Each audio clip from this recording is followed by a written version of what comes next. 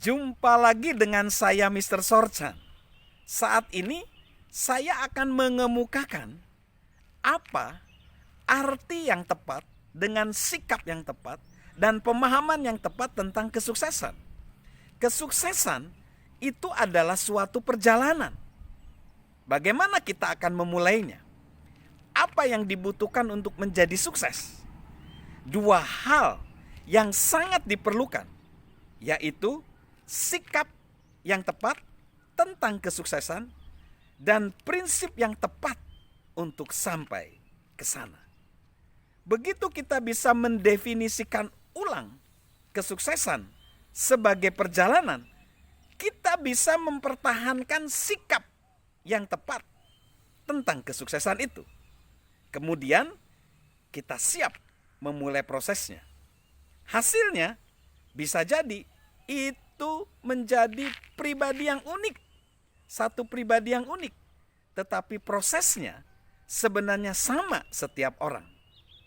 Definisi kesuksesan yang benar adalah kesuksesan adalah mengetahui tujuan hidup kita. Lalu tumbuh untuk mencapai potensi maksimal kita dan menanam benih yang berguna bagi orang lain. Jadi, ketika kita memikirkan kesuksesan dengan cara ini, kita akan melihat kesuksesan sebagai satu perjalanan. Nah, di situ ada aspek-aspek ya. Yang pertama, mengetahui tujuan kita. Tidak ada yang bisa menggantikan pengetahuan tentang tujuan kita. Seorang milioner, Henry J. Kaiser, dia berkata, bukti-bukti mengatakan bahwa kita tidak bisa mulai mencapai yang terbaik dari diri kita kecuali kita menetapkan tujuan dalam hidup kita. Dengan kata lain, jika kita tidak menemukan tujuan kita secara aktif, kemungkinan besar kita akan menghabiskan hidup kita untuk melakukan hal-hal yang salah.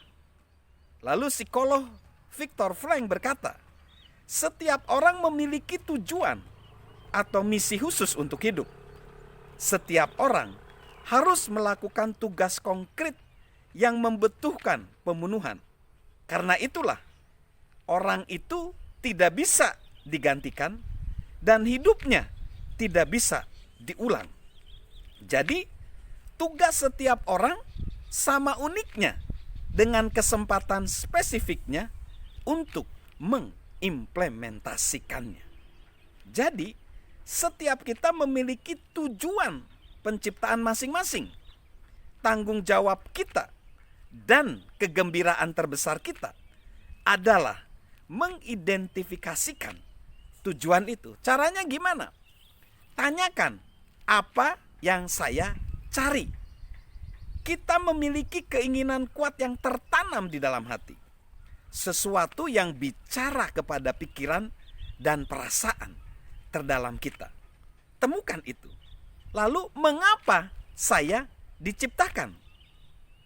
Kita berbeda satu sama lain. Pikirkan gabungan kemampuan kita yang unik, sumber daya yang tersedia, sejarah pribadi kita, dan kesempatan di sekitar kita. Lalu selanjutnya, apakah saya yakin dengan potensi saya? Jika kita tidak yakin kita memiliki potensi, kita tidak akan bisa meraihnya. Kita harus mendengar saran dari Theodore Roosevelt. Lakukan yang kita mampu dengan sesuatu yang kita miliki dimanapun kita berada. Kapan kita memulainya? Sekarang. Lalu yang selanjutnya, aspek selanjutnya, bertumbuh memenuhi potensi kita. Novelis H.G. Wells mengatakan, kekayaan, kemasyuran, tempat dan kekuasaan bagaimanapun juga tidak bisa menjadi ukuran kesuksesan. Satu-satunya ukuran kesuksesan adalah rasio antara keadaan kita sekarang ini dan seperti apa kita kelak. Dengan kata lain, kesuksesan datang sebagai hasil pertumbuhan memenuhi potensi kita. Nah, kalau memang potensi kita tak terbatas, mengapa orang hanya segelintir orang yang dapat meraihnya? Karena apa? Jawabannya kita bisa melakukan apa saja, tetapi kita tidak bisa melakukan segalanya. Nah, oleh karena itu ada 4 prinsip. 1, kita konsentrasi pada tujuan utama. Tidak ada orang yang meraih potensinya kalau dia memecah diri dengan 20 kepribadian. Gak bisa. Dia harus fokus, konsentrasi pada satu tujuan utama. Yang kedua, konsentrasi pada perbaikan berkelanjutan. David Gigles, ketua eksekutif dan dalam Dewan Direksi Walmart, pernah ditanya, siapa yang paling dia kagumi? Dia menjawab, seseorang yang dalam hidupnya tidak tahu, tidak satu hari pun terlewat tanpa memperbaiki dirinya dengan cara tertentu. Komitmen untuk terus-menerus melakukan perbaikan adalah kunci untuk meraih potensi dan menjadi sukses. Lalu yang ketiga, lupakan masa lalu. Lupakan masa lalu. Jack Hayford pernah berkata, masa lalu adalah sesuatu yang mati. Dan kita tidak akan mendapat momentum apapun yang bergerak menuju hari esok jika kita menyeret-nyeret masa lalu di belakang kita. Lalu yang keempat, fokus pada masa depan. Yogi Berra, pemain Baseball Hall of Fame, berkata, masa depan bukanlah seperti yang ada saat ini. Meskipun itu mungkin benar, masa depan adalah satu-satunya tempat yang kita tuju sebenarnya. Potensi kita ada di depan kita. Apakah kita berusia 8 tahun, 18 tahun, 48 tahun, atau bahkan 80 tahun. Kita masih punya ruang untuk memperbaiki diri. Kita bisa menjadi lebih baik daripada hari ini. Esok lebih baik dari hari ini. Lalu menanam benih yang bermanfaat bagi orang lain. Ketika kita mengetahui tujuan hidup kita dan tumbuh menuju potensi maksimal kita, kita berada di jalur yang benar untuk sukses. Namun ada satu bagian penting dalam perjalanan kesuksesan, menolong orang lain.